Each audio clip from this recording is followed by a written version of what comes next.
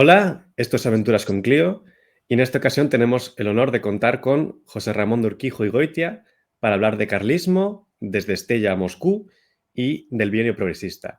Nacido en País Vasco, educado en Valencia, investigador del CSIC, miembro de la Real Academia, tiene libros fundamentales como La Revolución de 1854 en Madrid, que necesita una reedición, y Relaciones entre España y Nápoles durante la Primera Guerra Carlista, así como otras obras como Gobiernos y Ministros Españoles, de 1808 al año 2000, o la biografía de un afrancesado olvidado, apellidado González Arnao. Su obra va desde un análisis, yo diría, materialista y político del bienio progresista, hasta el estudio de la policía en la retaguardia carlista, pasando por la diplomacia o la crisis de los municipios vascos antes del liberalismo. Casi todos sus artículos están en red, en la web del CSIC, en Dialnet hay menos, y quisiera recomendar o subrayar al menos uno para invitar a la lectura y a la consulta de ellos, porque a veces pasan desapercibidos. Tiene varios artículos muy buenos, pero voy a destacar el que tiene un título que parece muy genérico e inofensivo, que es Transformaciones económicas y respuestas populares, pero que tiene tres citas sobre la España liberal que a mí me parecieron brutales y que creo que hay muchas obras que no las recogen. Una es la de cuando el progresista Cortina se desmarca del socialismo ya en 1851. La segunda es la cita de la revista militar en 1848, demostrando pues, con un discurso pretoriano muy revelador, una crítica de la sociedad de clases y una defensa del estamento militar como salvador de la propiedad y de la familia y del orden. Y la tercera crítica, que a mí me pareció brutal, porque no lo he visto citado en ninguna otra parte y me pareció muy reveladora y muy interesante para comprender todo el siglo XIX, es la de Rico y Amat sobre las juntas, que es una crítica descriptiva en la que Rico y Amat califica a las juntas de gobiernos homeopáticos y que las considera pues, como desastrosas, pero que son necesarias, aunque dice que conllevan unos años de anarquitis. Y esa cita a mí yo quería destacarla porque creo que no sale en ningún lado y me parece brutal cuando dice, por ejemplo, lo de pues no quieres un gobierno, toma 49, ¿no? Y nada, bienvenido José Ramón, y si quieres coméntame algo sobre la introducción o si quieres empezar a hablar sobre estas citas, como tú quieras. Vamos a ver, la obra de Rico y Amat, que ha sido que fue reeditada, salió en su tiempo y después ha sido reeditada en el siglo XX, a mí me parece una obra fundamental porque da unas definiciones de las instituciones y los acontecimientos y de los conceptos políticos para entender la época, que es muy significativa. Y lo que ocurre es que las palabras hay que entenderlas en el contexto en que se dieron, no como ahora hace mucha gente que habla desde hoy para juzgar los hechos anteriores. No, tienes que ver el significado. Yo, por ejemplo, en un artículo que publiqué sobre las elecciones municipales en el País Vasco, se habla mucho de la democracia vasca. Vamos a ver, la democracia vasca está fundada sobre la palabra vecino. Hoy vecino es todos, pero en el siglo XVII, XVI y XVIII, vecino era el propietario. Por lo tanto, cuando hablan de que todos los vecinos van, no es todas las personas que viven en el pueblo, sino todos los que tienen propiedades exclusivamente. Entonces, si no entiendes la conceptualización que hay en cada término que se usa en el momento, estás haciendo ciencia ficción, no historia. Pero en el caso de Rico Amat, ¿tú crees que tiene alguna vigencia o algún interés? Por ejemplo, lo que hizo de las juntas. Eh, bueno, en su momento, ten en cuenta que cuando hubo las sublevaciones en el 35, en el 36, en el 54, se creaban juntas y utilizaban una palabra que también hay que entenderla. Decían que se declaraban independientes. Independiente no es que declaran la independencia, sino que no obedecen al gobierno central, pero no se segregan del país. Sí. Entonces, El problema es ese. Y bueno, a mí no me gusta trasladar a las situaciones actuales, pero bueno, la existencia de muchas legislaciones y muchas, digamos, situaciones políticas en las cuales cada uno va por un lado, sí, lo que dice Rico y Amat se puede aplicar perfectamente hoy en día. Pero sí que, desde luego, para lo que es más interesante es para analizar las propias juntas, porque yo cuando lo leía, yo leí el libro de Moliner y Prada sobre las juntas y creo que ahí no salía esta cita. Y yo cuando leí la cita esta de Enrico Yamat, digo, madre mía, acaba de resumir prácticamente el libro de Moliner y Prada y además ha usado dos términos, que es el de gobierno homeopático y de anarquitis, que refleja muy bien todo lo que sale en el libro. Entonces, no sé si estás de acuerdo con esa observación. Sí, porque pretenden, digamos, una actuación para salvar al país y aquello no se puede salvar al país desde Logroño o desde Zaragoza o desde Valencia. Salvar al país tiene que ser conjuntamente y tiene que haber una coordinación de decisiones, no que uno abole los derechos de puerta y otros no. Entonces, bueno, ¿qué solución estás dando a una crisis política cuando lo que estás haciendo es generando otra? En ese sentido, la homeopatía es, o sea, es digamos, intentar solucionar una situación política creando una nueva situación política en la que se pasa de las propuestas directamente a la ejecución de los términos. Es que hay una cosa que me llama muchísimo atención, que es, por ejemplo, cuando se asume que no hubo liberalismo en España, por ejemplo, ¿no?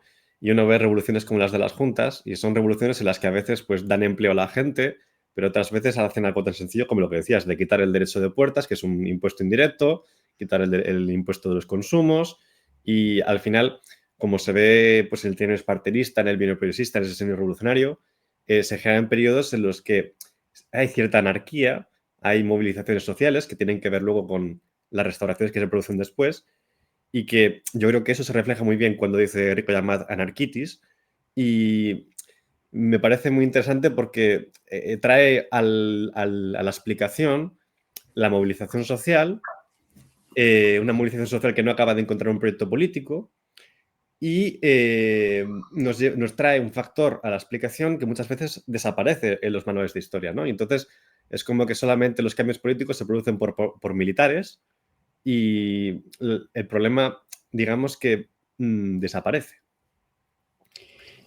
Bueno, en el siglo XIX los cambios políticos se producen por los militares porque son los que tienen el poder para modificar.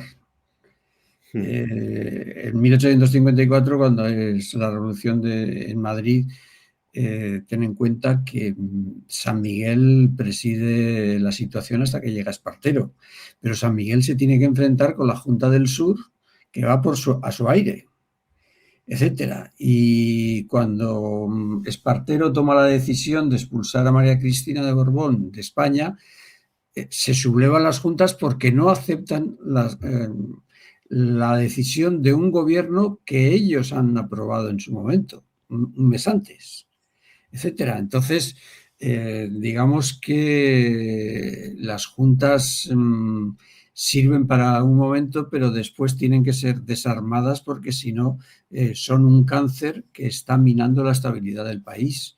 Eso ocurre en 1836, en 1835 y en el 54 están clarísimas también.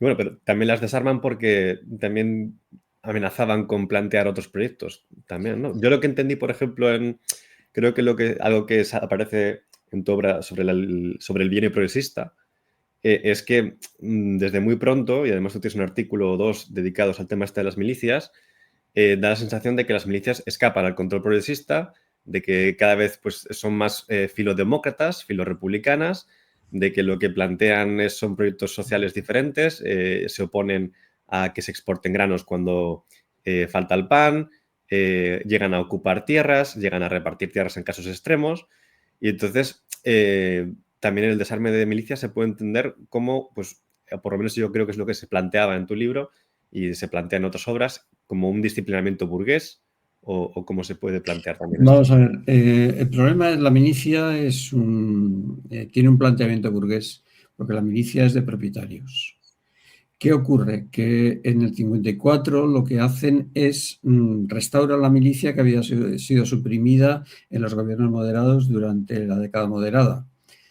Pero la situación se plantea desde el momento en que han armado al pueblo, muchos de los cuales no reúnen las condiciones para entrar en la milicia, pero tienen que darles algo y tienen que orientar la fuerza de esa sublevación que ha habido en Madrid, con un programa político que es el que lleva al gobierno.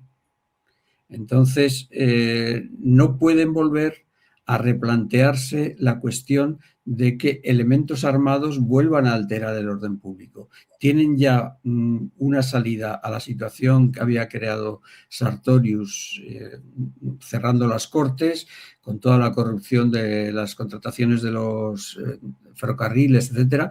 Entonces, lo que no pueden estar es planteando como la mascota que va en la rueda y está dando vueltas permanentemente. No.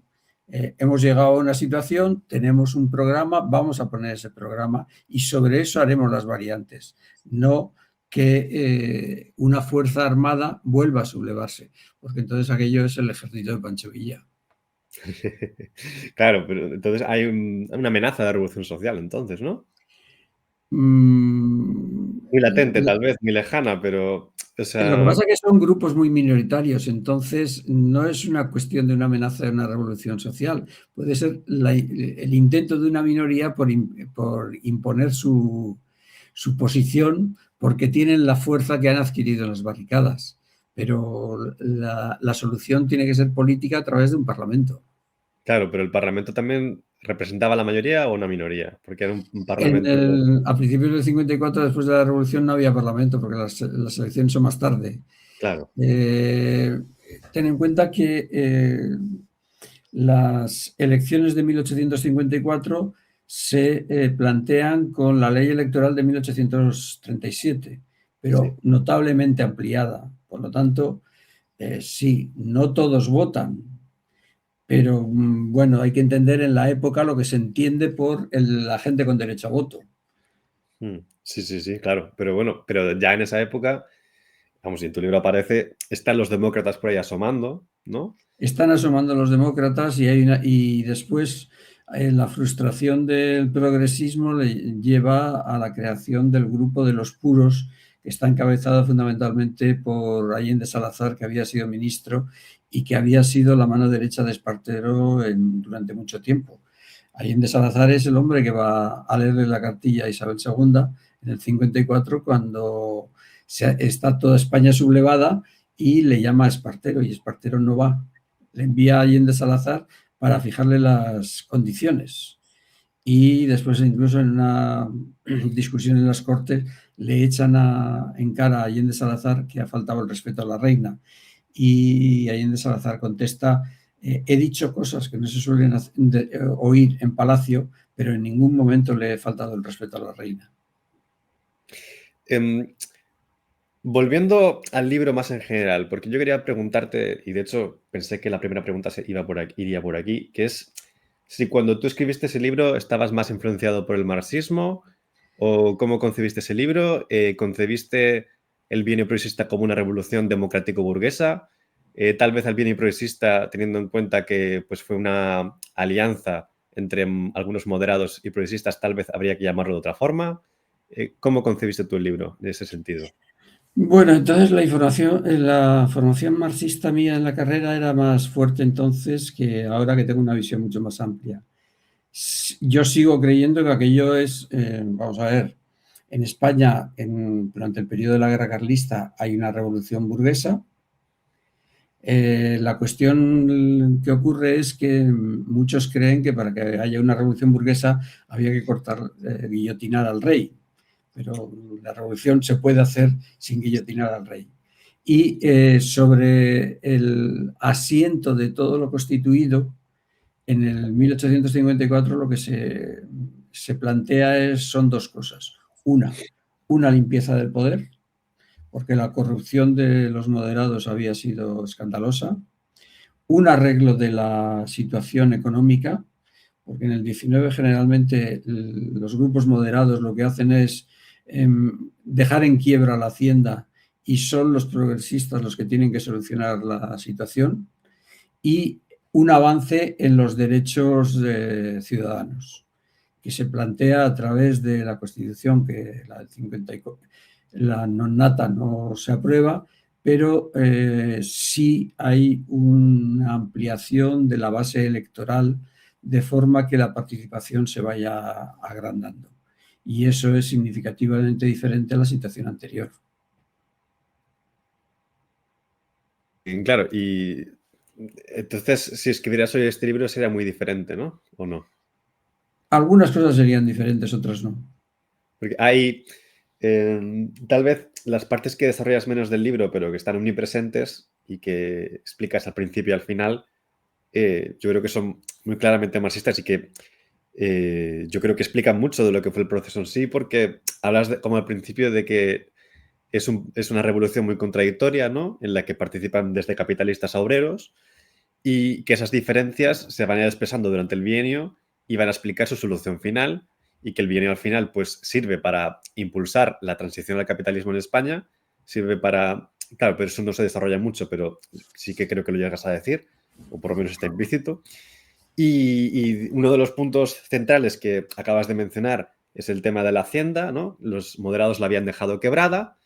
A lo largo del bienio se plantean varias veces pues reintroducir los consumos y las puertas para salvar el presupuesto, restaurar la hacienda de alguna forma, pero por ejemplo sacas como Madoz, por ejemplo, lo ve inviable y tiene un paso por el ministerio muy breve. Y luego, como al final, pues el gobierno de, creo que ocurre en abril, justo antes de terminar el bienio, pues ya se insiste más en restablecer esos impuestos. Se descarta la vía de Madoz de cobrarle impuestos a los burgueses, ¿no? Los que ingresaban más de 500 reales, creo que era. Entonces, este tema está ahí omnipresente y yo creo que es un punto de vista que no se suele tratar mucho en el bienio progresista, ¿no? El bienio progresista lo que hace es ir articulando la situación económica del país y, por ejemplo, la ley de bancos, etcétera, que se hace al final, son muy importantes. El arreglo de la hacienda que hace Madoz con la desamortización de mayo del 55 es un elemento fundamental para continuar teniendo recursos y poniendo en circulación tierras que activasen la economía. La falta de recursos en varios momentos se quiere, como has dicho, solucionar mediante impuestos al consumo, pero el impuesto al consumo era muy impopular y por ahí no pasaban. Y de hecho, una parte de las reformas que hace el bienio progresista no son anuladas después, porque primero viene O'Donnell, que dura 2 meses, viene Narváez, pero restringen derechos políticos, pero las cuestiones económicas las van asumiendo completamente porque eran la solución que necesitaban. Otra cosa es que ya el gobierno de la Unión Liberal y la intervención de la reina en toda la política lo que hace es lastrar la situación y abocar a una nueva revolución que es la del 68. Precisamente se vuelve a repetir, digamos, en cierto modo el esquema del 54. En el 54 los moderados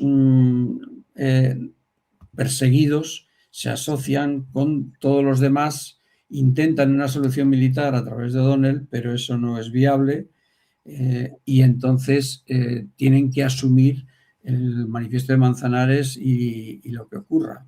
Pero hay que tener en cuenta, y hay una frase que siempre repito, me parece que es Ros Dolano el que dice en el Senado, cuando están discutiendo la cuestión de los ferrocarriles en el año 53, dice, aquí está representada 1/3 de la riqueza de España. Y los senadores están detrás de la revuelta.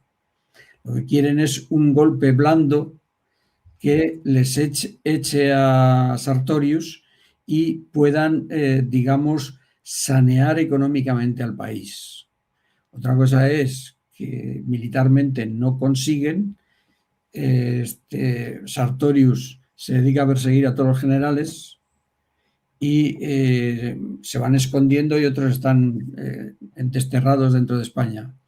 Y al no tener la posibilidad de vencer en una batalla, en Vicálvaro, lo que se va deteriorando es la situación que aboca a que vayan surgiendo, como ocurre en el 35 y ocurre en el 36. Las revoluciones del 35 y el 36 en España empiezan en un sitio y durante 2 meses se va deteriorando la situación y van surgiendo nuevos puntos de rebelión en todo el país, que son los que terminan por llevar la situación a un plante, digamos, más nacional y no de un sector.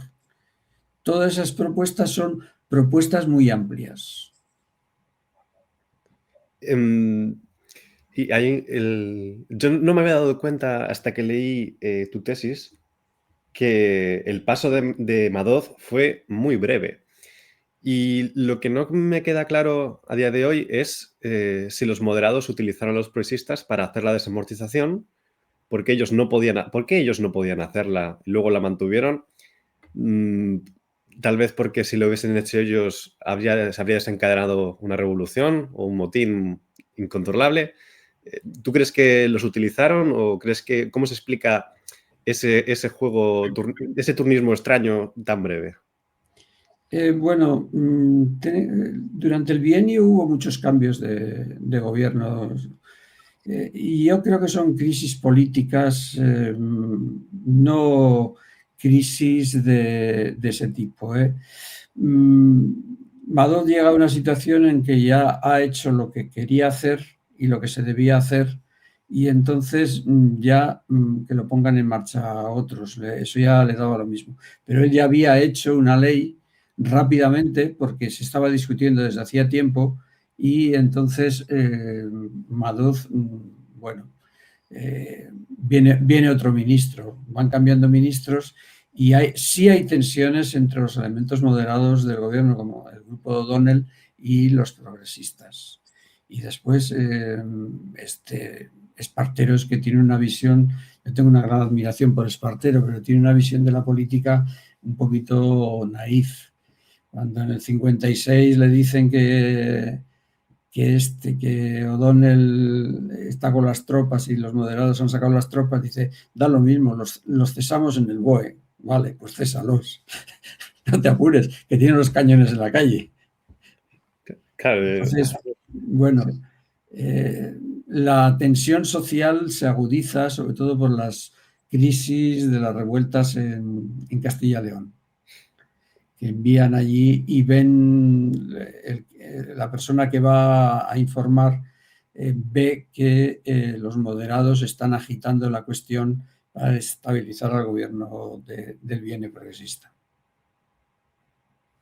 Yo pensé que justo charlé con Santirso hace poco y pensé que tú también estarías más en su línea, más contra Espartero, pero entonces, ¿tú piensas que Espartero fue sincero, por ejemplo, cuando él pues trata de mantener la coalición, trata de mantener el bienio funcionando, hasta que llega un momento en el que Leopoldo es capaz de entender la situación que hay, digamos, explosiva con ese verano y es capaz de, pues eso, de forzar las dimisiones y entiende que es capaz de dar un golpe y Espartero pues como que le pilla un poco a traspiés y realmente él pues no interviene porque no está dispuesto por el poder a desencadenar una guerra civil. O sea, tú entiendes que esa es la versión, así que explica más lo que ocurre. Vamos a ver, cuando se forma la coalición en el 54, está la famosa escena del abrazo en el balcón de O'Donnell y Espartero. Espartero está muy alejado del ejército. Desde el 43 que se marcha, a pesar de que vuelve después y es senador vitalicio y todas esas cosas, él vive retirado en Logroño y sus tentáculos en el ejército no existen. Hay algunos, en algún momento durante el 53, se habló de la solución Espartero, la solución iberista y de varias cosas.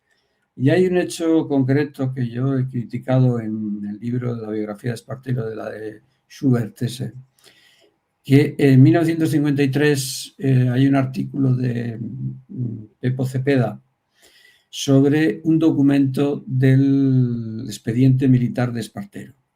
El documento es me parece, de 1829, en el cual Espartero, cuando vuelve de América, lo tienen, digamos, bloqueado porque no se fía Fernando VII y se va a tomar baños a Francia. Y allí conoce las maquinaciones que están preparando los liberales que están exiliados.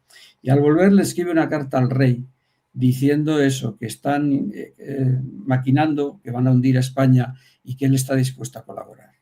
¿Por qué en el 53 ese documento, a petición del subsecretario del Ministerio, sale de su expediente? Porque están pensando utilizarlo para chantajear a Espartero por si acaso hace algo. ¿Por qué se ha conservado el documento? Porque los militares la documentación la conservan y entonces un escribiente del archivo dice, con esta fecha el subsecretario ha pedido el documento siguiente y lo copia entero. Y por eso conocemos la existencia de ese documento que después no sabemos dónde está, el original. Entonces, digamos que Espartero es una solución que se está barajando, pero que no tiene tentáculos militares para hacer nada. Simplemente cuando los moderados, después de Vicálvaro, se ven incapaces, la solución de las juntas que proponen a Espartero como el héroe, pues entonces cobra valor. Pero el poder del ejército lo tiene O'Donnell. Y Espartero inicialmente había pensado en nombrar ministro del ejército, ministro de la guerra se llamaban, a Allende Salazar. Y por eso lo coloca de ministro de Marina, que nunca había estado en Marina Allende Salazar. Y entonces lo que pasa es que Allende Salazar tiene, digamos, tensiones con los elementos moderados del gobierno y lo que hace es se marcha. Y se va distanciando cada vez más hasta que crea ya en el año 56 el grupo de los puros y hacen el manifiesto ese y empieza a, digamos, a contactar con los demócratas. Con los republicanos no, pero con los demócratas sí. Pero entonces, ¿y tú crees que le harían chantaje durante todo el bienio a Espartero? No, aquello yo creo que fue para eliminarlo. Kiernan, en su libro sobre el bienio, habla de que se hablaba en la prensa extranjera incluso de la solución de Espartero en el año 53. Y posiblemente Sartorius, que era como era, pues buscó esa, digamos, para tenerlo atado o lo que sea. Porque si no, ¿qué sentido tiene que cojan un documento del este? Un documento que le compromete ante el progresismo. Claro, pero es que entonces tenían claro de alguna forma que era un mito Espartero, ¿no? Ellos. Un mito sí, pero un mito popular. Claro. Sí, sí, pero Pero ahí, sí, hace falta tener a los capitanes generales. claro. Pero es que hay un tema que yo me pregunto, si en el bienio, dentro del bienio, ¿tú ves algún punto de flexión o algún camino alternativo al que ocurrió? Yo no sé si me dio la impresión de que en tu tesis los demócratas tenían bastante importancia y, por ejemplo, hay un problema con el mito de Espartero que poco a poco pues, se va resquebrajando, pero es muy lento y al final pues aguanta prácticamente hasta el final. Es decir, no sé si tú en todas esas crisis políticas tú ves algún punto de inflexión o crees que como en cierto modo se anuncia tu tesis ya desde el principio, pues las contradicciones están servidas, desde el principio cuando se disuelven las barricadas y no se juzga a la reina madre, ya se ve por dónde van a ir los tiros. Tú comentas, y yo creo que es muy acertado en la tesis, que no se juzgó a la reina madre porque eso podía abrir la puerta a juzgar a, pues, a todos los corruptos de la década moderada y a toda la burguesía, ¿no? O sea, no hay un punto claro de inflexión. Lo que sí hay es una constante de inflexión. El primer punto importante es el de la salida de María Cristina. Pero después ten en cuenta que también lo hablo en la tesis, hay un asalto al Congreso de los Diputados por parte de la milicia. Enero del 56. En enero del 56. Y hay un plante de la milicia cuando le prohíbe, hacen un manifiesto y le prohíben, digamos, hacer manifiestos y modifican la ley de la milicia durante el 55. Es decir, la situación social le está desbordando al gobierno y al propio Espartero, que lo que quiere es mantener el gobierno de coalición. Y entonces, en el libro también lo pongo, que en el 56, cuando cae Espartero, en las barricadas que se han creado, le están quemando los retratos de Espartero. Por lo tanto, hay desde las barricadas del 54 al 56, hay una caída de Espartero que tiene distintos puntos. El desafecto de la milicia hacia él por las medidas que se están tomando y la ley de banca en que llegan a entrar, el piquete de las Cortes llega a saltar el Congreso de los Diputados, etcétera. Entonces, no hay un punto así, digamos, este es el punto de inflexión. Sí. Hay una caída, una bajada de la popularidad que le aleja de los planteamientos más progresistas. Espartero siempre, cuando ha gobernado, tanto en la regencia suya como en el bienio progresista, acaba enfrentado con los elementos progresistas. Sí. Pero bueno, yo es que le doy más importancia a los demócratas, pero bueno, tal vez será sesgo mío. Pero, porque, por ejemplo, los progresistas, no recuerdo qué mes es, pero es en el año 56, cuando hay un manifiesto que creo que lo lidera Olózaga. No sé si te das cuenta a cuál me refiero. Que Olózaga, ¿te das cuenta a cuál me refiero? Sí, debe ser el de los puros, donde está Allende Salazar, sobre todo, de cabeza de lista, porque Olózaga Olózaga era muy conocido. Pero en ese manifiesto todavía es dentro de reconociendo el liderazgo de Espartero, ¿no? Sí, porque saben que todavía Espartero tiene un cierto respaldo popular y tiene una imagen. Y lo que intentan es utilizar la imagen de Espartero para, digamos, aunar a más gente, no solo a ellos que están más convencidos, sino a otros que les estarían acusando, aunque no, supongo que no hay documentos así, pero debe ser evidente, los esparteristas seguirían todavía unidos a Espartero y lo que intentan es decirles, esto se está desviando, vamos a juntarnos y eliminar a los elementos más conservadores y continuar con las reformas. Vale. Y yo estoy dándole caña a este tema porque este tema yo creo que está sin explotar, pero luego no sé qué.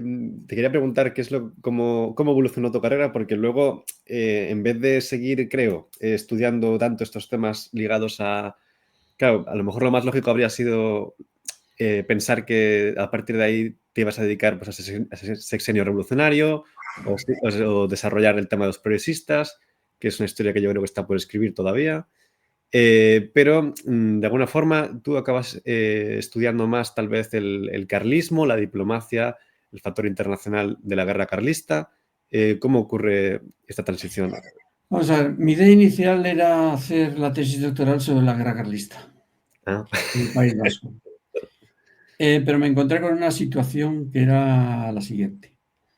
En el archivo de Bilbao, el archivero era un catedrático de la Universidad de Historia Económica, Manuel Basas Fernández, que acabaron cesándolo porque cuando las inundaciones de Bilbao del 80 y pocos, se inundó el archivo y hubo un notable deterioro.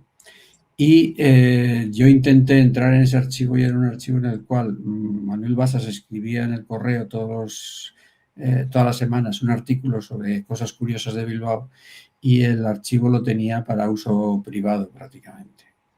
Y en el archivo de Guernica, que estaba el de la Diputación, que para el carlismo es fundamental porque hay 600 o 700 legajos de la Primera Guerra Carlista, Están hasta los vales de las partidas cuando pasaban por un pueblo y se llevaban 2 pollos, están firmados ahí, están todos.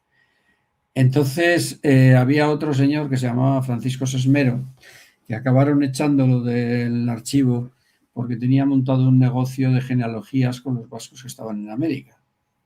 Les hacía las genealogías y los escudos nobiliarios y tenía medio abandonada la documentación. Y entonces no podía, tenías muchas limitaciones de accesos en los 2 archivos que eran los fundamentales, el Bilbao y el de la Diputación. Entonces, a la vista de que ya tenía una beca en Madrid, en el Consejo, pues me incliné por ese tema. Pero inicialmente empecé con la guerra carlista. Y ya cuando terminé la tesis, me reorienté. ¿Qué sucede? Que empecé a ver la documentación en el Archivo Histórico Nacional y en la Academia de la Historia. En la Academia de la Historia hay un fondo de archivos carlistas, que es la documentación que cogieron al final de la guerra carlista, de la primera guerra carlista en Lezo, en Guipúzcoa. Y es sobre todo la Secretaría de Estado.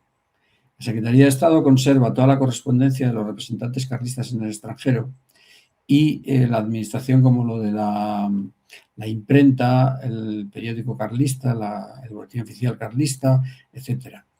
Y la policía, que también dependía de la Secretaría de Estado. Ahí me di cuenta, frente a las propuestas del carlismo como un movimiento típicamente español, me di cuenta que formaba parte de un movimiento contrarrevolucionario y empecé a estudiarlo como la contrarrevolución. Es decir, el carlismo es la contrarrevolución española dentro del marco establecido por los principios de Edmund Burke en su libro Consideraciones sobre la Revolución Francesa. Y vi el tutelaje que tenían tanto Metternich como el reino de Cerdeña-Piemonte. Porque Nápoles era el hermano de la reina, pero tenía más palabras que hechos. Entonces me di cuenta que había que inscribirlo en ese contexto y analizar. Y fue por esa razón por la que en el año 81 me fui 2 meses a Italia a ver en archivos la documentación, el 82 otros 2 meses, el 83 estuve 3 meses en París viendo tanto los archivos de exteriores como los del Service Historique de l'Armée de Terre, el ministerio francés, que tenía ejércitos de observación en la frontera y que escribían muchísimas cartas diarias de la evolución de la guerra y demás. Incluso el gobierno francés tenía un observador militar, un coronel Senilles, en el ejército de Espartero.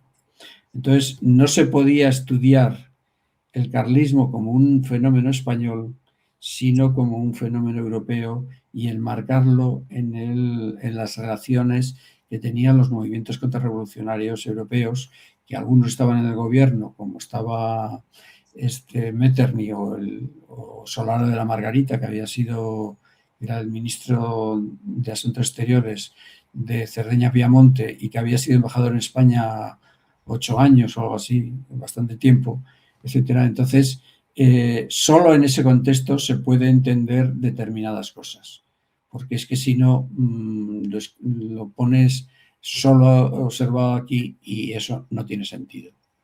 Metternich, en un momento determinado, lo cito en el artículo que tengo sobre la prensa carlista, le dice al conde de Alcudia, que era el representante carlista en Viena, que le han informado de que los artículos que se publican en la Gaceta Carlista, los artículos de fondo, tienen un bajo nivel y que está dispuesto a dejarles a alguna persona que les asesore y que les escriba artículos para elevar el nivel de la publicación.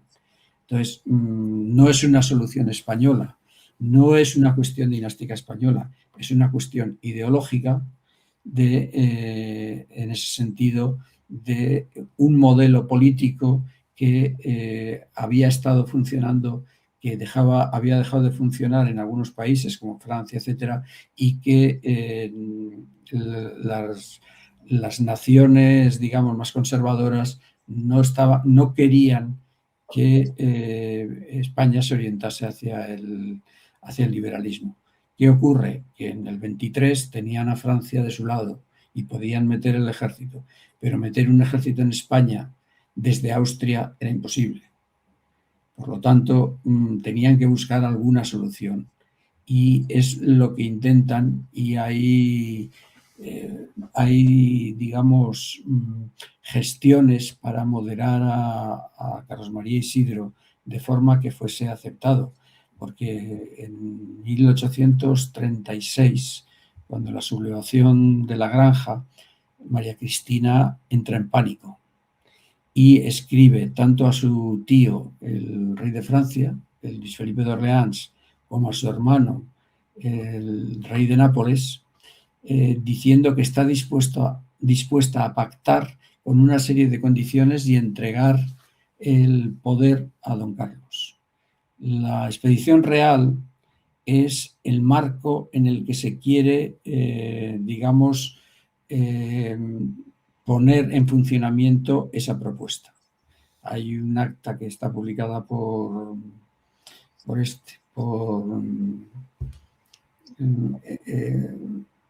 está publicada en la historia de la Guerra Civil, el Pirala. Un apéndice está publicada y yo encontré un borrador en el archivo de la Academia de la Historia. Entonces, hay una serie de condiciones de dinero, de responsabilidades, de honores de la familia, etcétera, etcétera. ¿Qué ocurre? Que eso se está desarrollando en el 36, pero en el 36 hay dos elementos que echan abajo esa propuesta. El primero es la expedición del carlista Gómez, que se pasea por toda España, le siguen los liberales y no le pueden alcanzar, pero al final no logra instalarse en ningún sitio, porque ellos no pensaban que si iba un ejército importante de los carlistas podían, digamos, levantar otras zonas de España. Además, cuando llega al territorio vasco, le montan un juicio.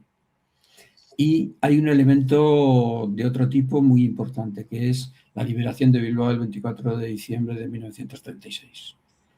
Ellos consideran que Bilbao es una plaza fuerte que les permitiría conseguir dinero, empréstitos sobre la villa de Bilbao por el comercio, y han puesto toda la carne en el asador para la ofensiva de Bilbao. Cuando fracasan, el 24, la repercusión eso en Europa es importantísima.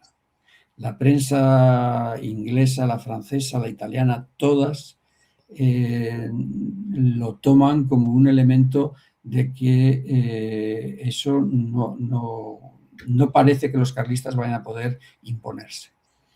Y ante es tan importante que hay una operación de don Carlos que envía, digamos, mensajeros diplomáticos a diversas cortes, a Austria, Prusia y Rusia, diciendo que, bueno, que sí, que ha sido un fracaso, pero que si él va en una expedición, cuando vean la figura del rey, los pueblos se sublevarán en su favor.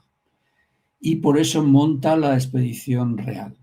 Consigue dinero que le entreguen los europeos reaccionarios y monta.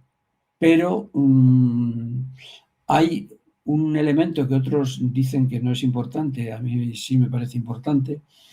En 1836, determinados elementos moderados consideran muy peligrosa la sublevación y la vuelta de la Constitución de 1812. Hay individuos liberales, progresistas, como Álava, que estaba de embajador en París, que se niega a jurar la Constitución y se queda de exiliado en Francia. Miguel Ricardo Álava. Miguel Ricardo Álava había estado condenado a muerte por Fernando VII por el trienio. No sé si le llega a condenar, pero era de los 60 y tantos que habían votado, digamos, la destitución temporal de Fernando VII para llevarle desde Madrid a Sevilla, y todos esos iban a tener condena de muerte. Lo que pasa es que no les pilla. digamos que hay una serie de elementos moderados que están flirteando con el carlismo en ese momento. Y cuando está la expedición real en pleno funcionamiento y acercándose a Madrid, hay una cuestión que a mí me parece muy importante, que es la modificación de la ley de agosto de 1811, la de señoríos. En Cádiz lo que se dice es que los señoríos tendrán que demostrar los nobles que son los propietarios de ese terreno. Y es cuando se inventan la solución del señorío territorial y el señorío jurisdiccional. Y que están dispuestos a perder el jurisdiccional, pero no el territorial, la propiedad. Y en 1836 lo que se vota, cuando está cerca de Madrid, es que los que tienen que demostrar son los campesinos de que ese es propiedad. Entonces, toda esa gente que iba a perder los territorios, digamos, los recupera entre comillas, con lo cual no tienen miedo al progresismo. Y aparte que hay otra cosa, los progresistas desde el primer momento consideran que la Constitución de 1812 no sirve para gobernar el país. Y están buscando la que redactan después en el 37, que es más simple y no tiene todas las trabas y las exigencias radicales que tiene la del 12. Por lo tanto, hay una masa de propietarios que podían dar su dinero a don Carlos y ponerse en su favor en Europa, que no lo va a hacer. Y es entonces cuando María Cristina, cuando llegan ante las puertas de Madrid, corta algunos dicen que si tenía asignados ya unos generales que iban a abrirle las puertas a los carlistas, etcétera, eso yo no lo sé, pero para mí sí está muy claro que ha habido una reversión de la situación política, que María Cristina ya no teme por su vida, los grandes propietarios ven que se está reconduciendo la situación y entonces que el carlismo no les va a dar ninguna solución. Y en Europa al mismo tiempo hay otra cuestión, le envían propuestas, envían varios representantes, para uno prusiano y otro de Cerdeña, para decirle que tiene que hacer un manifiesto en el que aclare una serie de cosas, entre otras amnistía, que no va a reponer la Inquisición, y don Carlos se niega a contestar a ese asunto. Hay que tener en cuenta una cosa, que por mucho que digan la Inquisición se abolió en 1834, eso es falso.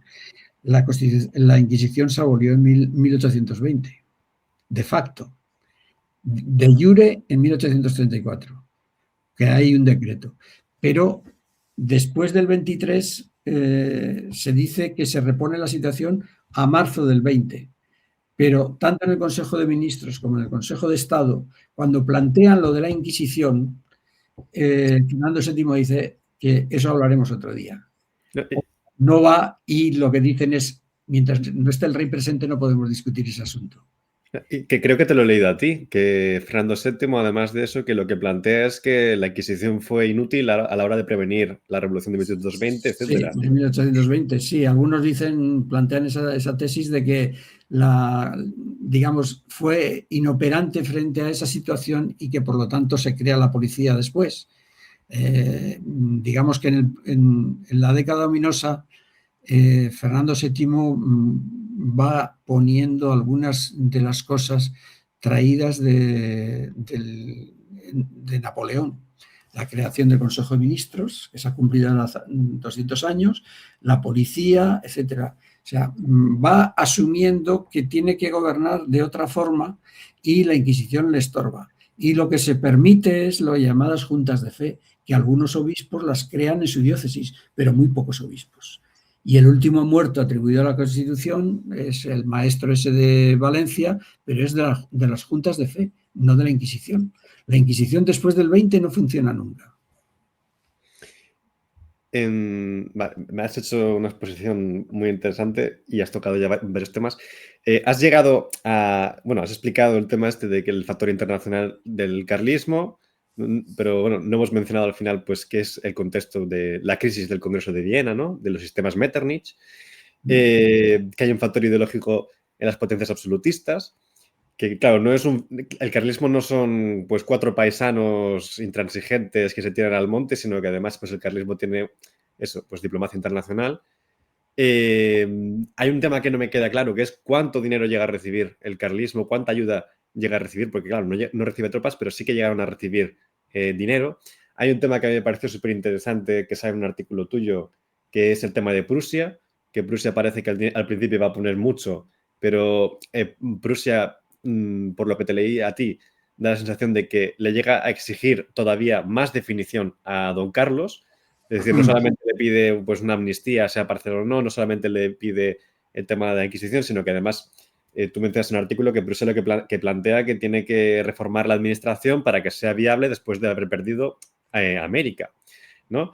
Y el carlismo no es capaz de responder a estas preguntas. Es muy interesante ver cómo, pues, desde el ámbito internacional se ve que el carlismo apenas tiene programa y eso, pues, plantea, por un lado, la propia indefinición del carlismo, pero también plantea, por otro lado, el tema de que, y es algo que sale en tu obra, y me parece muy interesante, que es que las potencias internacionales, desde el principio, se plantean una transacción, que tal vez hay una etapa en la que la revolución se radicaliza y que parece que don Carlos puede ganar tal, pero realmente algo que a mí me sorprendió mucho leyéndote es que desde el principio en el extranjero se plantea una transacción, la transacción que finalmente tiene lugar en Vergara, que da la sensación de que el tema de los fueros aparece más en la diplomacia que dentro de la propia crisis española.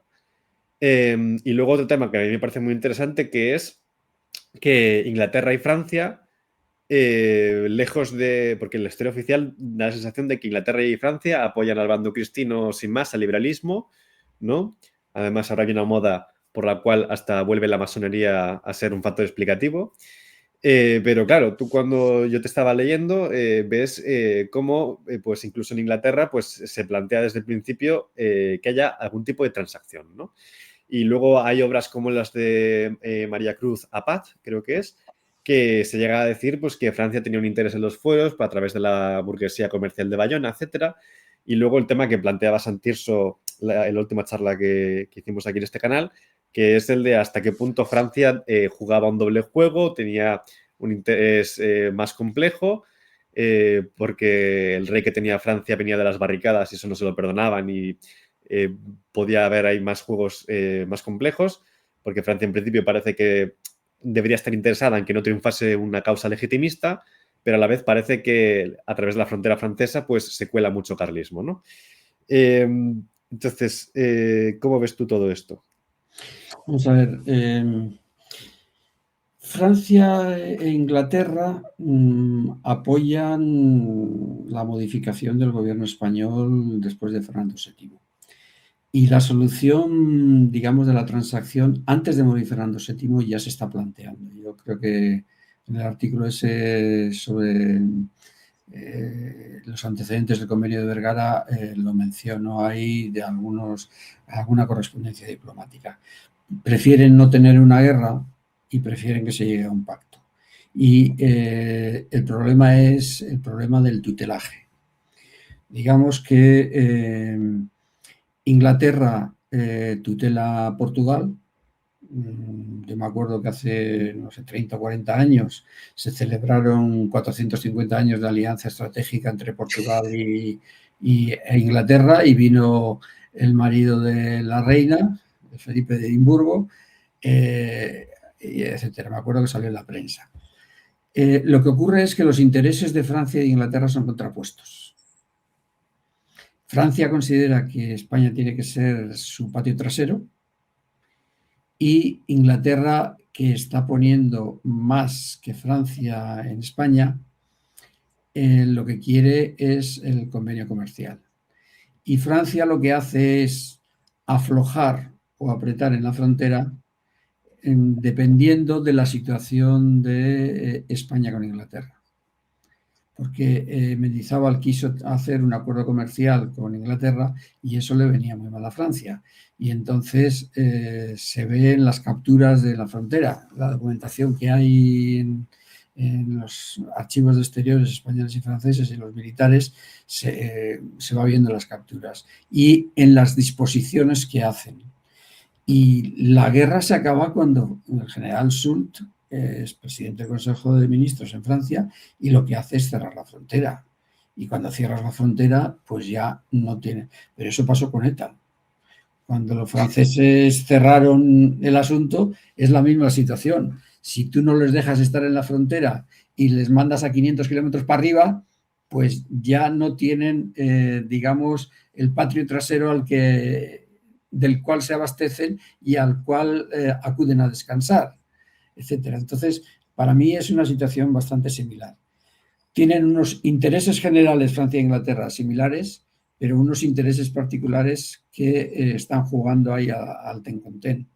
¿Por qué cuando la regencia de Espartero Francia alienta todas las conjuras contra Espartero? Pues es la misma situación. Entonces, ese esquema está funcionando permanentemente. Las potencias del Congreso de Viena consienten que Francia se vaya con Luis Felipe de Orleans. Y hay una cosa, las potencias del Congreso de Viena estaban muy descontentas con la represión de Fernando VII después del 23. Y de hecho los franceses están, digamos, presionándole políticamente para que, digamos, acepte algunas de las reformas. Están las tropas aquí y encima, además, uno de los que está es el general Castellani, que después mandará el ejército de observación que está en la frontera con Cataluña durante la guerra carlista. Porque en la otra frontera, en la vasca, está el general Arist, que es un vasco francés que estuvo con Napoleón en España. Son dos individuos que conocen muy bien la realidad española y que consideran que no se puede, y por eso las peticiones a don Carlos de modificaciones políticas y gubernamentales van en ese sentido, de que haga una situación sostenible como la que tienen ellos, porque si no serían un elemento de desestabilización que no pueden controlar.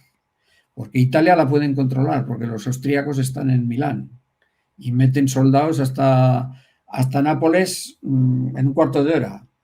Pero atravesar Francia o traerlos en barco es imposible. Y por lo tanto lo que intentan es políticamente una transacción con don Carlos y esas exigencias de modificación. Cuando ven que la radicalización de los progresistas en el 36 puede favorecer esa situación, le presionan por esa razón. ¿Qué ocurre? Que cuando él se niega, pues le van abandonando poco a poco, digamos, le siguen apoyando anímicamente, le siguen apoyando algo económicamente, pero no ponen toda la carne en el asador porque, digamos, desde el punto de vista de infraestructura no pueden hacerlo, pueden enviarle dinero como le están enviando, porque se hacen unos repartos de dinero de lo que tienen que hacer y entonces, pues bueno, pero no ven que haya una solución. ¿Qué ocurre en el 39? Que además la situación de Oriente se ha modificado, las alianzas en Oriente están diferentes que en España y por lo tanto el elemento español es un elemento secundario que lo que quieren es que termine de alguna forma. Y el tema este de los fueros... El tema de los fueros que decías, yo... la sublevación del año 33 no es una sublevación foral. Ninguna de las, digamos, proclamas importantes, la de Vizcaya, la de Guipúzcoa, la de Álava o la de Navarra, mencionan los fueros. Solo hay una, la de Guipúzcoa, que menciona los fueros, pero en un sentido genérico de legislación, no de legislación específica del País Vasco. Y si empieza a hablarse de como un elemento de pacificación en la prensa, en Boletín de Comercio o en algún periódico yo vi a finales del año 33, principios del 34. Y hay que tener en cuenta una cosa, que la norma de supresión de los fueros que da Castañón es de finales de noviembre.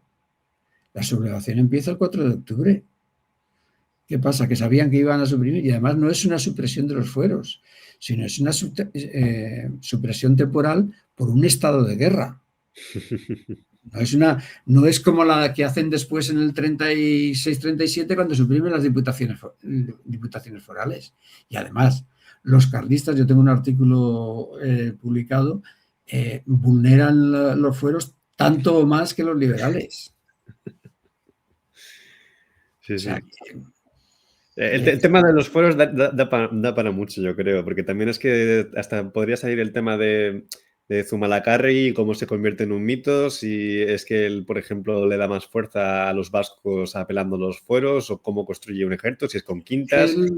Henningsen en su obra dice que Zumalacárregui no... Zumalacárregui es un general contrarrevolucionario, punto. Y no tiene una, digamos, él vulnera los fueros. Él coge el mando único y destituye diputaciones en el País Vasco. Sí, sí. O sea, Y entonces, ahora ha salido un libro de un tío loco de Esparza Navarra. hay dos, ¿no? Esparza Zabalegui y Mikel Souraen, ¿cómo es? Sí, No. Mikel Serauren, yo creo que es el que habla de la República de Zumalacárregui. Sí. Sí, que además se basa en las informaciones que yo doy sobre un rumor de que se iba a crear una república. ¿Cómo se va a crear una república si Zumalacárregui sigue titulando a su ejército el Ejército Real y publica los partes de guerra en un periódico que se llama Boletín del Ejército Real de nuestro señor el rey Carlos V? O sea, ¿y ese era republicano? Hay mucha mitificación sobre el tema de los fueros y, bueno, hay en ese libro, por ejemplo, de Sorauden, al final habla un catedrático que está en Estados Unidos y que dice que la guerra carlista era una guerra foral y no sé qué.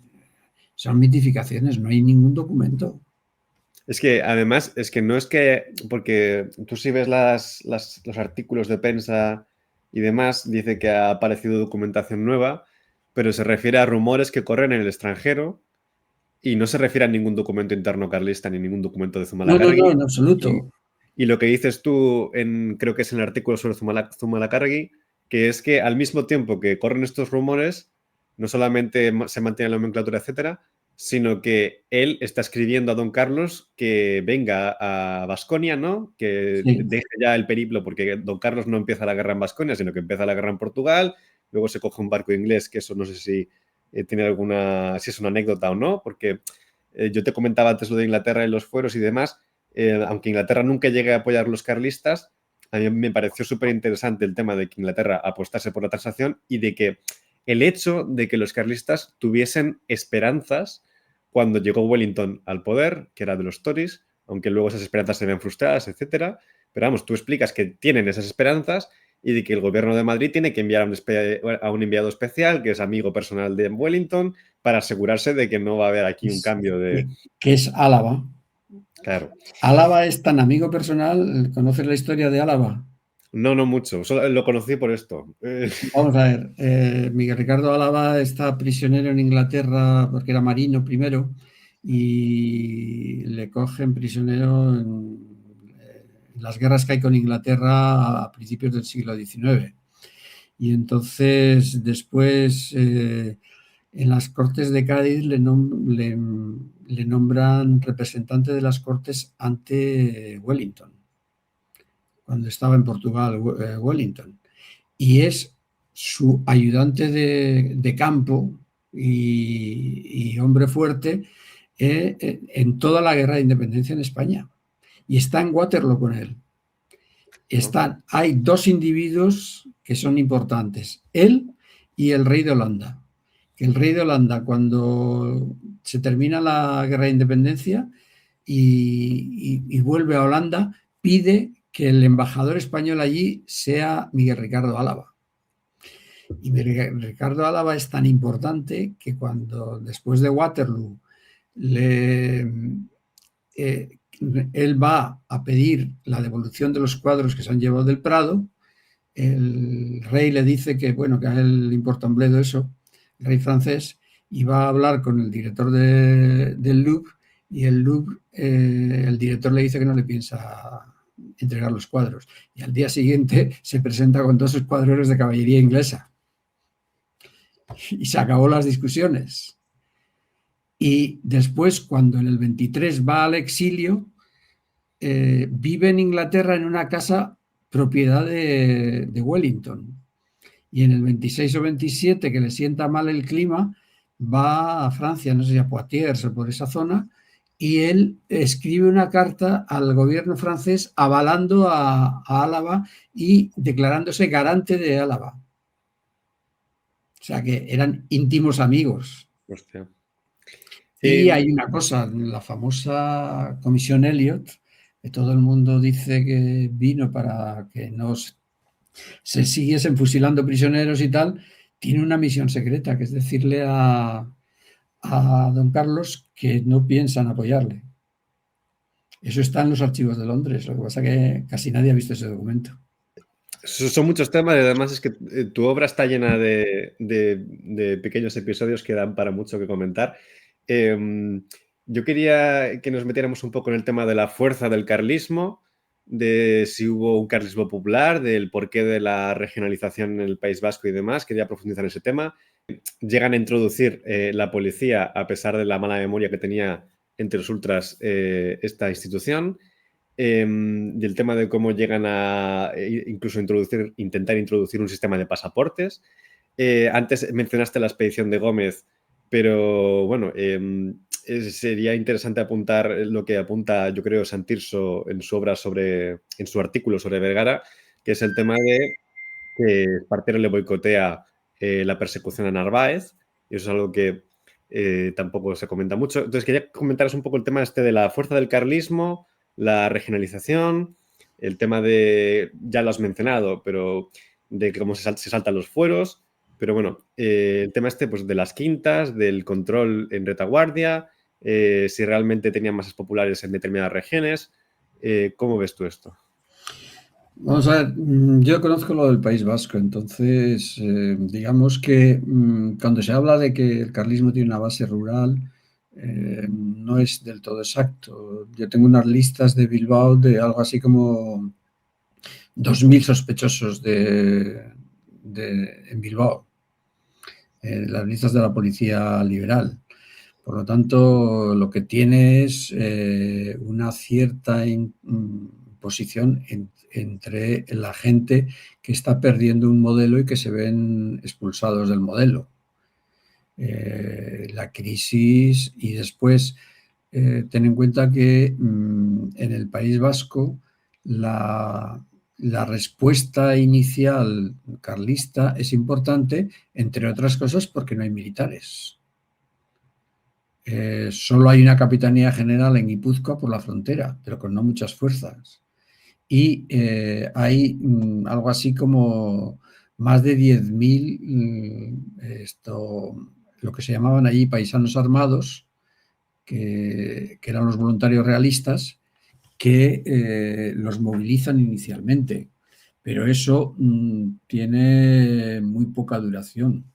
Y después lo que hacen es volver a un sistema de guerrillas, pero lo que pasa es que no hay tropas allí que puedan. Cuando llega Sarsfield los aplasta. Lo que pasa es que no tienen un ejército suficiente como para mantener el orden público los liberales. Pero no hay, digamos, un apoyo masivo, sobre todo según va avanzando el tiempo, porque nadie quiere ir al ejército porque yo tengo una base de datos con algo así como 9.000 solicitudes de exención de la mili. porque les llaman voluntario, pero son obligados. Hay conscripciones. O sea que eso... yo creo que el nombre de voluntarios viene por lo de voluntarios realistas, que son los que se sublevan inicialmente, con Merino y con otros en toda España y demás, pero voluntarios hay muy pocos y hay un rechazo muy generalizado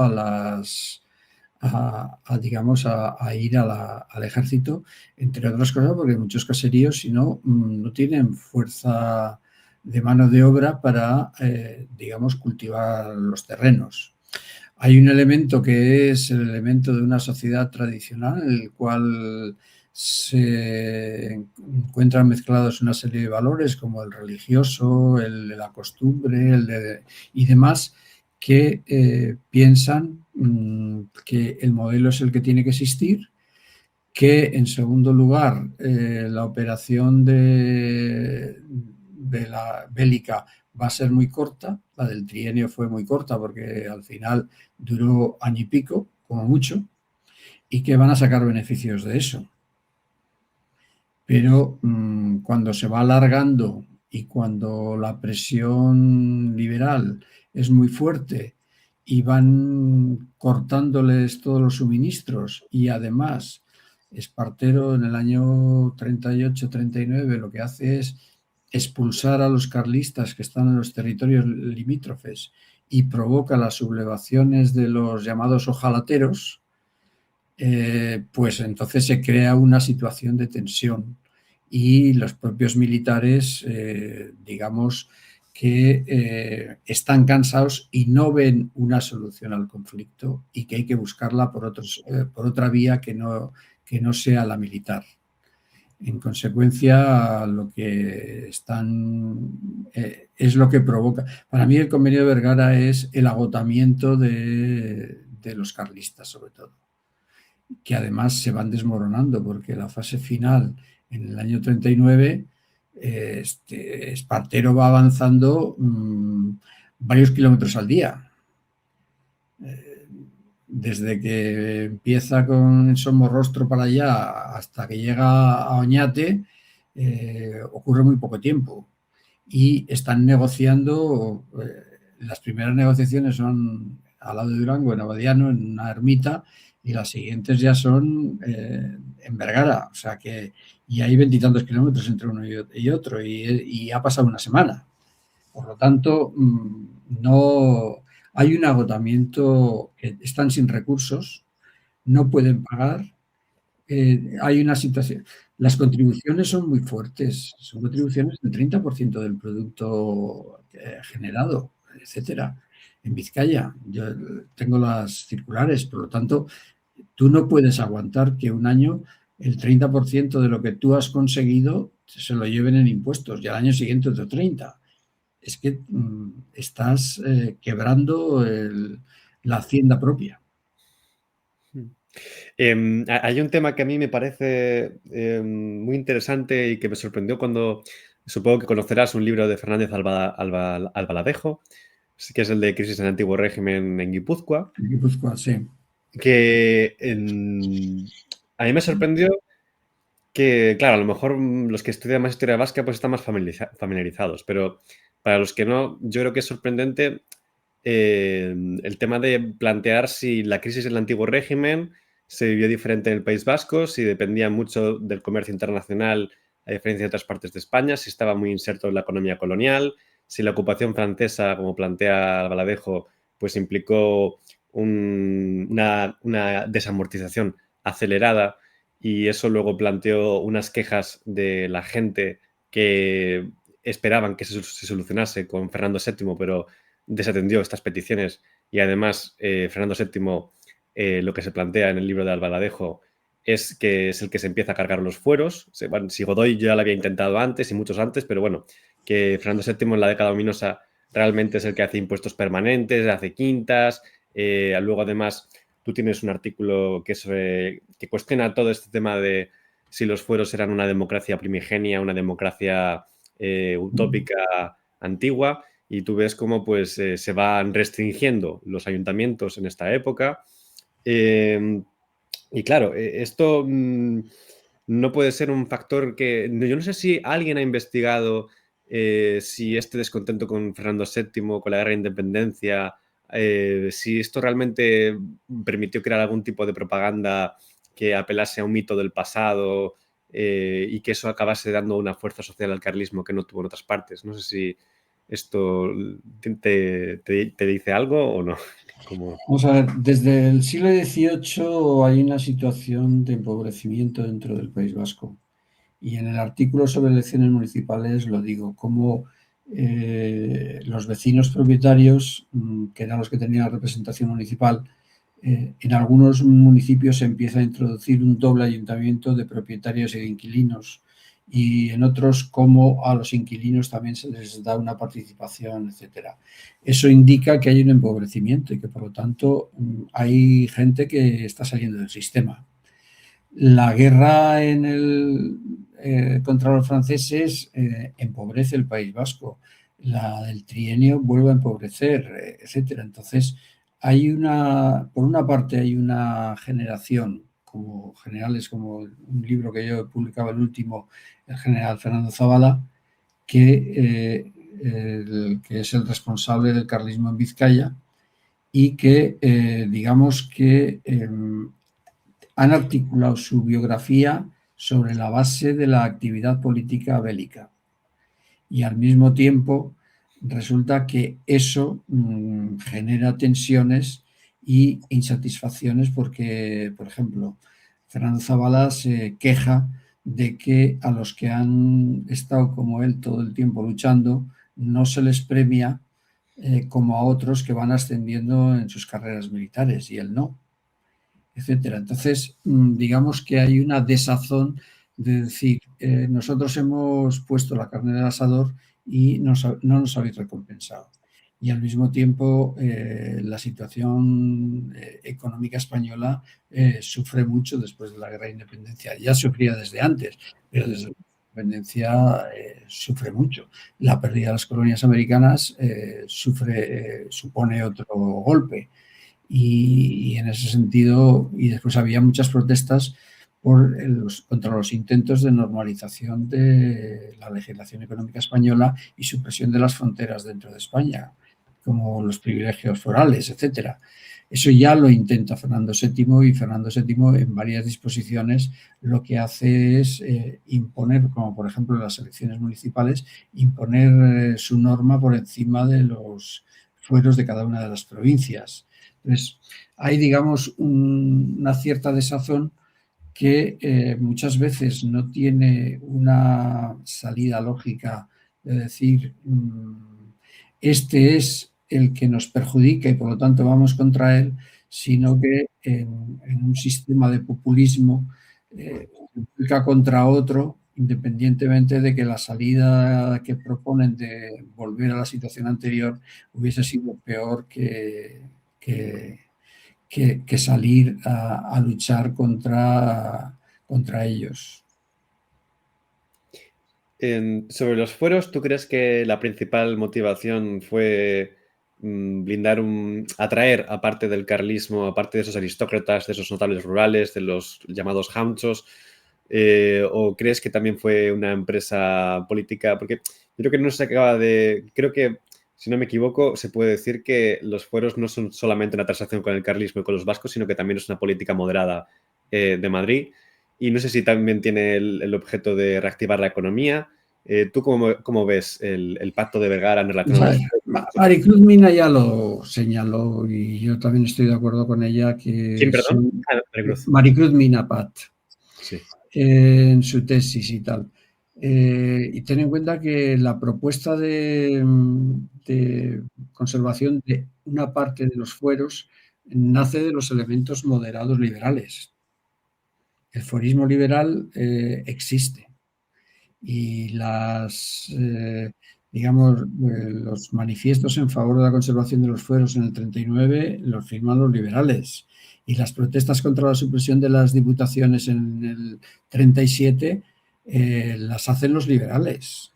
Entonces, ellos están dispuestos a sacrificar, digamos, una parte del elemento foral siempre que se les deje una determinada administración. y eso lo dicen en sus escritos. Hay muchos artículos de prensa y hay mucho, e incluso varios folletos. Y sin embargo, es como que casi todo el mundo asume que los liberales españoles eran jacobinos, centralistas y, por ejemplo, Eso ya, esa tesis es absolutamente falsa, no tiene ningún fundamento y digamos que hay fueristas liberales y hay fueristas carlistas. Y hay jacobinos liberales y hay jacobinos carlistas. Sí, pero es que tiene una fuerza que es impresionante. Y yo te hablaba antes de María Cruz Apaz porque ella llega a decir algo que es algo que yo siempre he sospechado y me he planteado, que es el tema de hasta qué punto los liberales, en tanto que eran hostiles a la revolución más social, estaban interesados en conservar una parte del carlismo, y ella pues llega a considerar pues que el tema de los fueros forma parte de pues hacer esa reconciliación con esos absolutistas, y eso sale el Marqués de Miraflores, salen los artículos de Donoso en El Piloto, y ella llega a decir que al final el País Vasco, como llegó a decir Egaña y otro fuerista liberal, pues se convierte en una especie de Valladar antirrevolucionario a lo largo del XIX. ¿Tú estás de Bueno, acuerdo? vamos a ver, ahí hay varios elementos a destacar. Vamos a ver.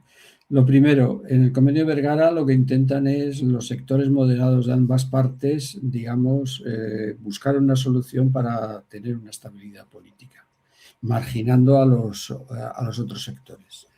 En segundo lugar, se inicia la negociación de los fueros y los navarros consiguen la ley de mejoramiento foral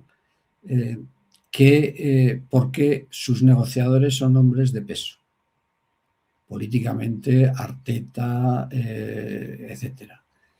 El propio Madoz, que es representante por Navarra, son individuos con mucho peso político. Y los de Vizcaya son oficinistas de las diputaciones que no saben nada. Incluso digamos, el asesor jurídico de la Diputación de Vizcaya, que es Ormaeche, es el negociador. Y resulta que en el año 53 o algo así, acaba solicitando el puesto de cónsul en París. O sea que, en mi opinión, quedó harto de las propuestas absurdas de los vizcaínos y dijo: yo les dejo a estos que sigan peleando. Y después, Egaña es fuerista, sí, pero Egaña estuvo en el gobierno en el 52. ¿Y qué hizo? Nada. Hay que Pero, verlo bien, ¿eh? ¿por qué estaba interesado en la interinidad de la situación o qué? No, yo creo que no, lo que no estaba, digamos, dispuesto es a aceptar las propuestas maximalistas de las tres provincias. Claro, porque eso era demasiado. Eran inviables esas propuestas. Y entonces, como se negaban a ser razonables, ahora bien, yo creo que el moderantismo lo que busca es un pacto con los fueristas del País Vasco, fundamentalmente con los más reaccionarios, para, digamos, mantenerme eso quieto, que no se altere ese asunto. Es una especie de concesión de decir, bueno, yo te permito que tengas tu coto y a mí no me alteres y déjame tranquilo. No me vuelvas a sacar partidas al monte y ya veremos a ver. Y eso es lo que intentan el sector moderado, que les deja allí, digamos, hacer las cosas. Porque la necesidad de llegar a un acuerdo posterior para la aplicación del Convenio de Vergara no se ejecuta en las provincias vascongadas, solo en Navarra. No se llega a un acuerdo final.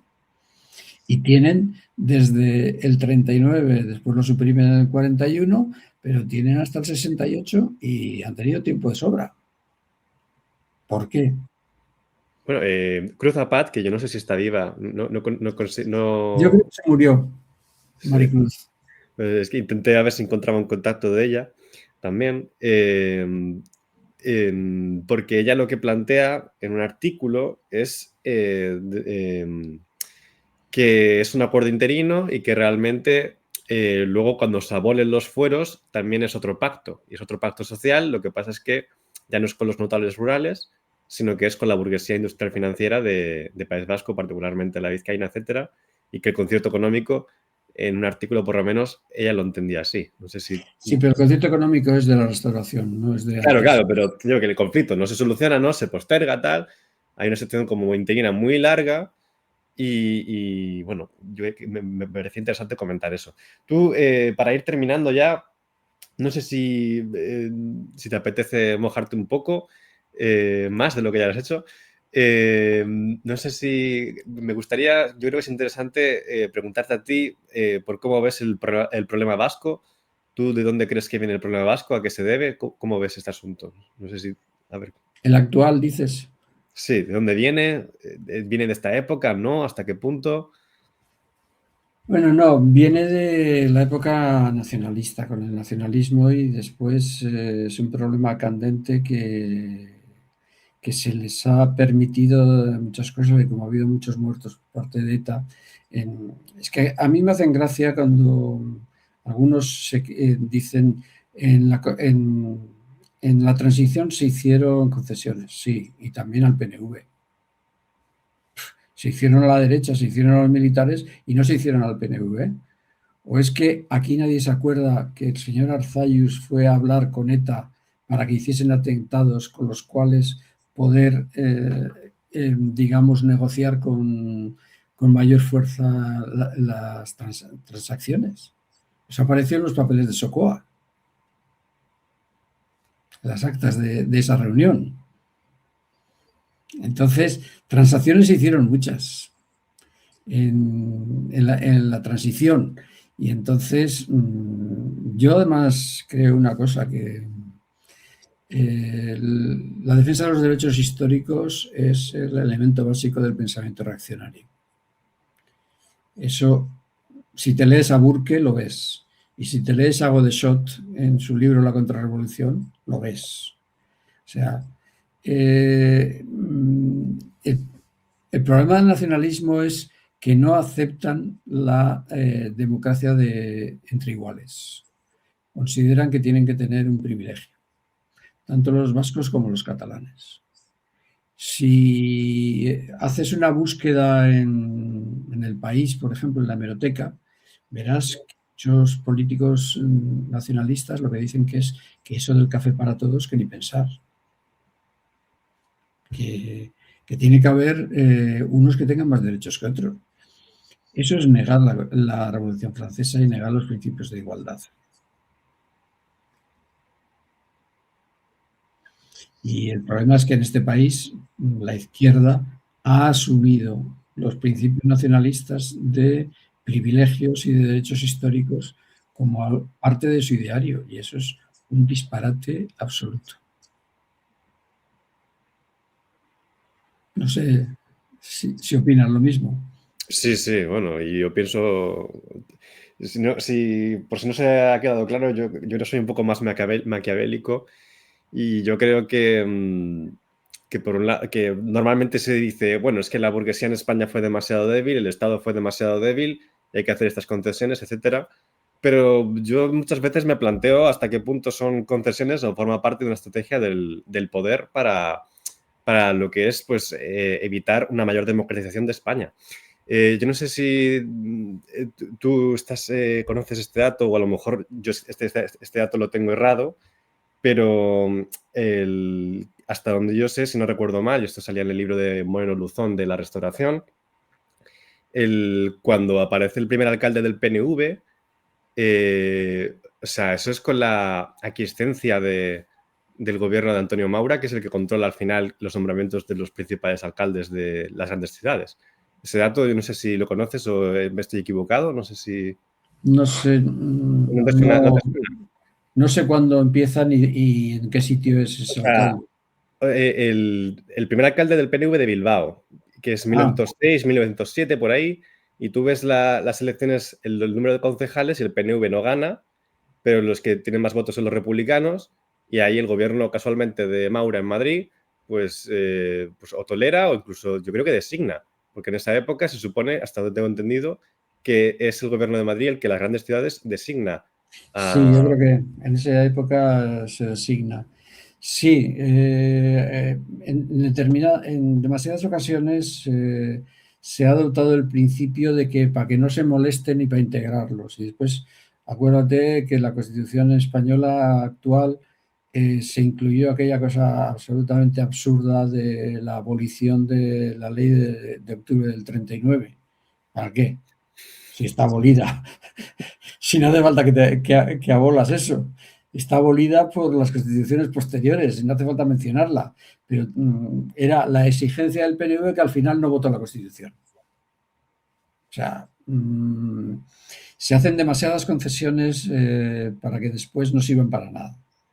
Y sobre todo, bueno, la financiación del País Vasco es muy superior a la del resto de España por parte del gobierno central.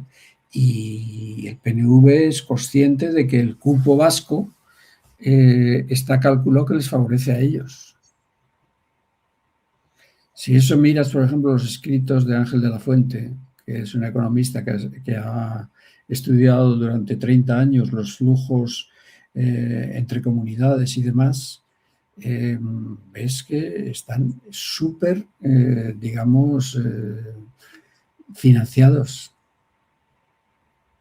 Y yo no sé si conoces a Francesc Cambó, las memorias, que llega un momento en el que llega a decir que él como que tiene patado con Alfonso XIII, que él va a ir a Cataluña y va a distraer a los catalanes, y en vez de hacer la revolución social, pues va a dividirlos, ¿no? Y luego yo creo que es también lo que se ve un poco cuando ha pasado todo el tema este del procés reciente, que digo, ¿dónde estaría el PP, PSOE, la Constitución de 78? ¿Dónde estaría la Generalitat de Cataluña si no hubiese procés? Yo creo que si no estuviese la cuestión nacional como se plantea, digamos que la gente en España estaría mucho más unida para controlar el Parlamento, la clase política, etcétera. Yo lo veo así, no sé. Hay un montón de cosas que cuando hablan de, digamos, de la transición, dices, vamos a ver, ¿y la ley electoral no hay que revisarla? Porque no solo la Constitución, la ley electoral, porque 400.000 votos del País Vasco les dan 7 diputados y a sumar 1,5 millones le dan 6. Tiene que haber sistemas compensatorios en los cuales se defienda el distrito pequeño, pero al mismo tiempo la representación de todos los votos, de todos. O sea, hay muchas cosas y económicamente sobre todo es, digamos, absolutamente una provocación la situación. Ahora, por ejemplo, con el cupo eléctrico. País Vasco y a Cataluña les dan el 40% del cupo eléctrico.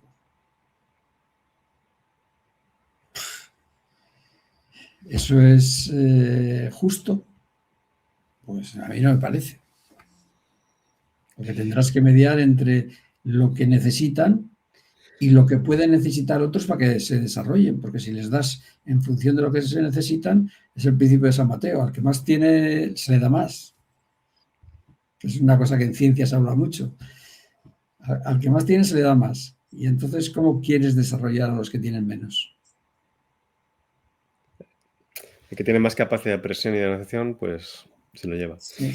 No sé si quieres subrayar algún aspecto o si quieres comentar, o sea, después de haberte dedicado al tema del bienio progresista, del tema del carlismo y la diplomacia, has hecho un poco pues, de historia del País Vasco, has hecho un poco de historia de biografías de personajes, pues desde diputados vascos hasta el González Arnao. No sé si quieres ahora a qué te dedicas, cómo ves la historia, cómo ves el estado de los estudios historiográficos. Yo la historia la veo, yo me acuerdo que hace 20 años di una conferencia en el Archivo Histórico Nacional, que era sobre los temas que se investigaban. Y hice 3 cortes cronológicos. Uno de los años 50, en que en la revista de archivos ponían los nombres y los temas de la gente que iba a los archivos. Otro en los años 80, en que la Inspección General de Archivos editaba los nombres de las personas y los temas de todos los archivos de España. Y en el Archivo Histórico Nacional me dieron, como ahora ya lo de la privacidad es un principio sacrosanto, un poco absurdo, me dieron los temas. Y entonces lo que hice fue ver cómo iban evolucionando los temas de investigación. Pero me sorprendió una cosa, que mientras en el Archivo Histórico Nacional los investigadores se habían multiplicado algo así como por 4, el número de profesores de universidad susceptibles de ir a los archivos se había multiplicado por 33. ¿Dónde investiga la gente? Porque yo suelo mirar en las bibliografías y veo mucha gente que no ha pisado un archivo en su vida. Historiadores. Entonces, digamos que por una parte se vive demasiado de fuentes secundarias y, por ejemplo, un amigo mío, Ignacio Peiró, que le conocerás, ¿No? de la Universidad de Zaragoza, que hace historiografía, dice, yo para hacer historiografía necesito ir a los archivos también, porque tengo que saber el currículum del individuo, dónde ha estudiado, qué oposiciones ha hecho, etcétera. Pero yo veo que hay muy poca gente que va a los archivos. Yo voy a bastantes archivos. La semana pasada he estado en Alcalá de Henares, hace 2 semanas en el Archivo Histórico Nacional, estaba en los militares aquí viendo juicios, etcétera, y entonces veo que hay muy poca gente que va a los archivos. Y veo que, por ejemplo, en Academia Edu veo TFMs y cosas de estas, y hacen con fuentes publicadas, no con fuentes de archivo. Digamos que a un individuo en un trabajo de fin de grado, fin de máster, debían de obligarle a ir al archivo. Pero ¿qué ocurre? Yo me acuerdo que hace bastantes años le vi a Bernard Vincent, no sé si conoces, un historiador francés que fue secretario de la Casa Velázquez y es un tío muy importante en la historiografía moderna de España. Y le vine al Archivo Histórico Nacional y dije, ¿qué estás haciendo? Y dice, es que voy a encargar una tesis y he venido previamente a mirar a ver qué da de sí el tema. Y eso es lo que tiene que hacer un profesor universitario. Ir a ver qué temas hay en los archivos, y los archivos hay que hacerlos con bibliografía, pero también con fuentes primarias. Porque si no, muchas veces estamos repitiendo cosas y haciendo cosas que no van a ningún sitio. Sí, lo que pasa es que justo has comentado una cosa que a mí me tocó vivirla, que también pasan cosas raras porque por otro lado también hay estudios que al final van a los archivos, etcétera, pero se centran en un aspecto muy, muy concreto de la historia, ¿no?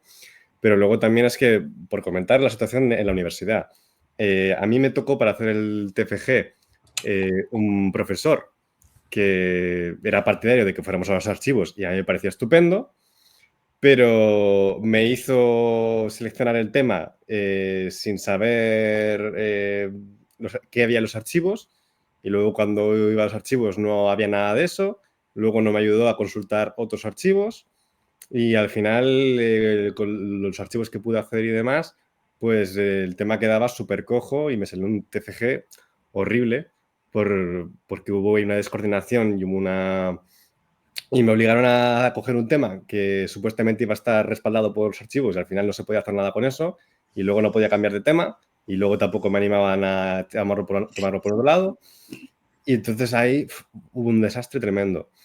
Pero bueno, pero aún así que estoy de acuerdo con lo que dices. Pero es que el profesor tiene que ir previamente a ver lo que da al archivo, a ver lo que hay, porque tú no puedes mandar a ciegas a un individuo que en su vida ha pisado un archivo, a ciegas y decir, hala, vete allí y miras. No, tienes que ir tú a tantear el terreno.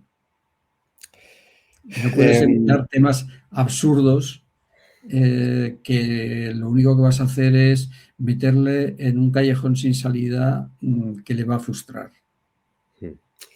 Pues ya para terminar, quería, si tienes algo en mente, ¿puedes hacer alguna recomendación de libros sobre el País Vasco, sobre el siglo XIX español? ¿Algo que recomiendes tú especialmente? Vamos a ver, el problema es que sobre el siglo XIX ahora se publica muy poco. Entonces, se publica mucho de la República y el franquismo y la Guerra Civil. Y entonces del siglo XIX hay muy pocas cosas, pero hay muchas cosas por hacer. Bueno, yo ahora en este momento estoy haciendo una investigación sobre el siglo XX. Ah, vale.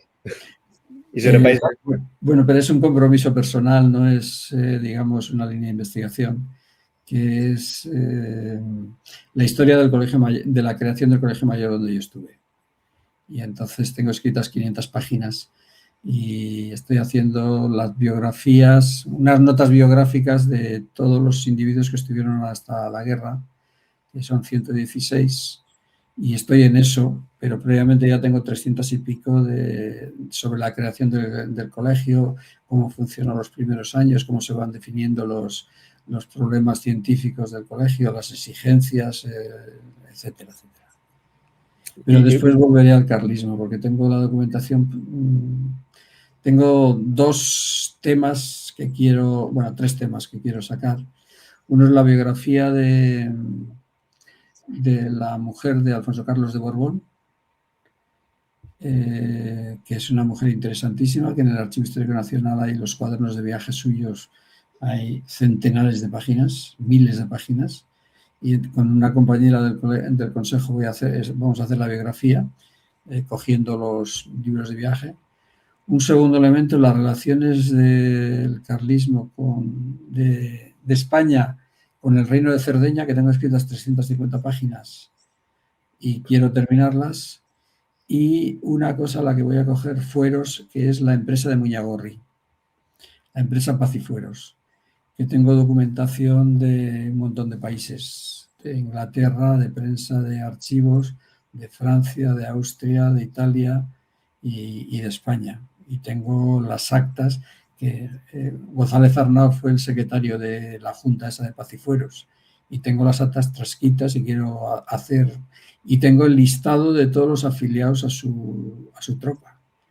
Tengo el listado de una base de datos de Access con las edades, los pueblos, etcétera, de dónde venían. ¿Y algún libro para entender el País Vasco? ¿Algún libro para entender el País Vasco? No lo sé. Bueno, yo recomendaría a todo el mundo leer los de Juaristi, de Bucle Melancólico y esas cosas.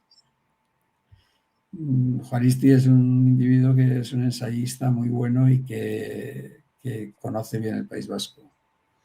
No es de historia, pero te digo que Juaristi es un individuo que tiene una amplísima cultura, que tiene montones de elementos que es capaz de relacionar para entender situaciones y que escribe muy bien, además.